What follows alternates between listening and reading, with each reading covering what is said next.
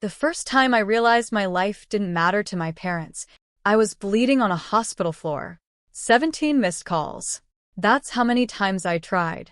17 times I called the two people who were supposed to pick up before anyone else in the world. Mom. Dad. Not once did they answer. Not even a text.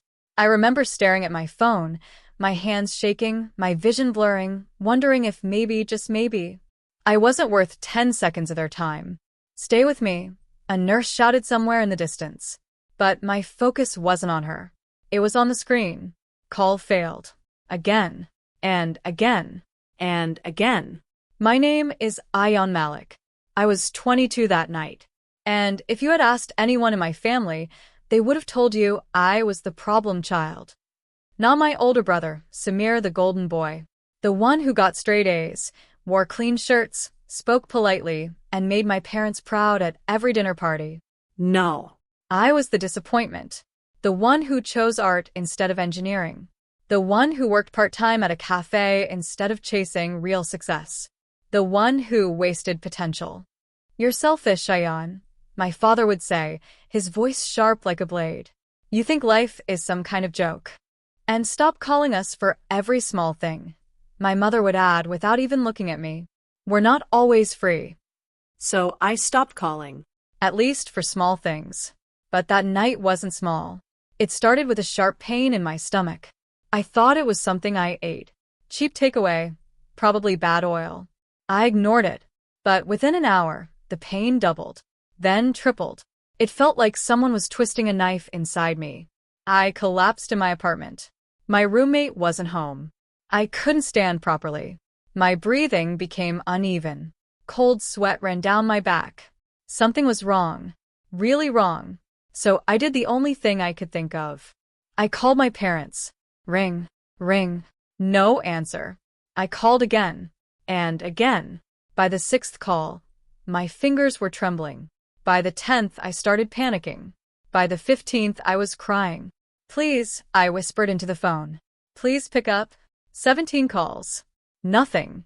Finally, with the last bit of strength I had, I called an ambulance. The hospital lights were blinding. Voices overlapped. Possible internal bleeding. Blood pressure dropping. Get him into emergency. Everything felt like a dream or a nightmare I couldn't wake up from.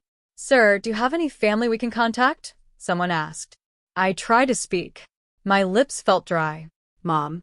Dad, I whispered. Number. I gave it. I remember watching the nurse dial. I remember praying. This time they'll answer. This time they have to. The nurse frowned. No response. Something inside me broke at that moment. Not my body. Not my health. Something deeper. Something final. Hours passed. Or maybe minutes.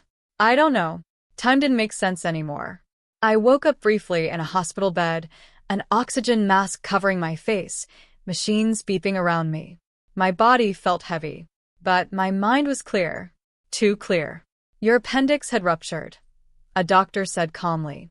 You were very close to septic shock. You're lucky you made it in time. Lucky. That word felt strange. Because I didn't feel lucky. I felt empty. Your family? I asked weakly. The doctor hesitated.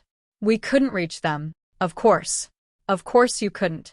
Later that night, when I was more stable, a man walked into my room.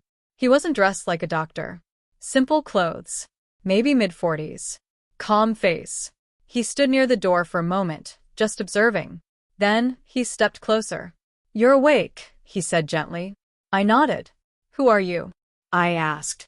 He gave a small smile. Someone who happened to be there. I frowned. What do you mean? He pulled a chair and sat down.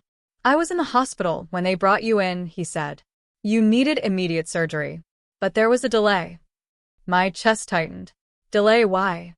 He looked straight into my eyes. Because of payment. The word hit me like a punch. Of course. Money. Always money. They tried to contact your family, he continued. No one responded. And the hospital needed a financial guarantee before proceeding. I felt my throat close. So, what happened? He leaned back slightly. I paid. Silence filled the room. You what? I paid your bill, he repeated calmly. I stared at him, unable to process it. Why? I whispered. He didn't answer immediately. Instead, he asked a question. How many times did you call them? My eyes widened. You heard that. He nodded. I was nearby. I heard you asking the nurse to try again and again. I swallowed hard. 17 times, I said quietly. He exhaled slowly. 17 chances, he murmured. And they ignored everyone. Something in his tone felt different. Not just sympathy. Something else. Something colder. The next morning I checked my phone. 17 missed calls. Still there. But no callbacks. No messages. Nothing. Until one notification appeared. A text from my mother.